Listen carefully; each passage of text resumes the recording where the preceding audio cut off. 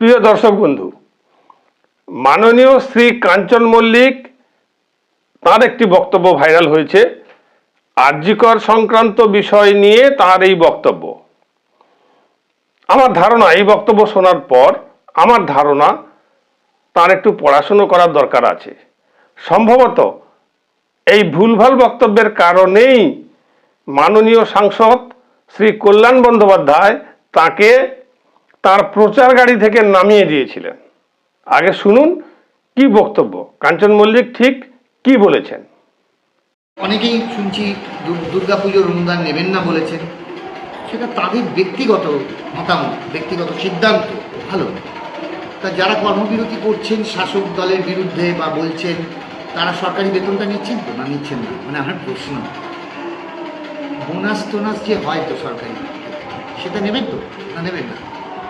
আচ্ছা ধরুন যারা বলছেন এই আমাদের ফেডারেল এই চারিদিক থেকে, তারা যারা সরকারি কোনো পুরস্কার বা ইত্যাদি নিয়েছিলেন, তারা ফেরত দেবেন? বলুন ফেরত। তিনি বলছেন যে সরকারি কর্মচারীরা যারা প্রতিবাদ করছেন তারা কি তাদের বেতনটা ছেড়ে দেবেন? সামনে পুজো আসছে, তারা কি তাদের বোনাসটা নেবেন না?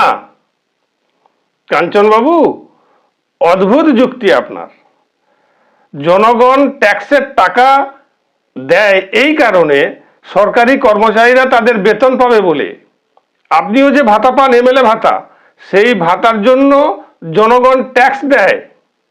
আপনি একটু পড়াশুনো করে শিখুন এমএলএদের ঠিক কাজ কি। এমএলএরা, জনগণ এমএলএদেরকে নির্বাচিত করেছে ঠিক কি কাজ করার জন্য, সেটাও আপনাকে পড়াশুনো করতে হবে। কর্মচারীরা তাদের কর্মের বিনিময়ে বেতন পান, তারা যোগ্যতার নিরিখে চাকরি পেয়েছেন এবং কর্ম করে তাদের বেতন পেতে হয়, তাদেরকে অনুদান দেওয়া হয় না। আপনি যদি অনুদানের প্রসঙ্গ বলেন সেটা আলাদা কথা, বোনাসটাও তাদের হকের অধিকার। সরকারি আইন অনুযায়ী বোনাসটাও তার প্রাপ্য। কাঞ্চনবাবু, আপনি একটু পড়াশোনা করুন।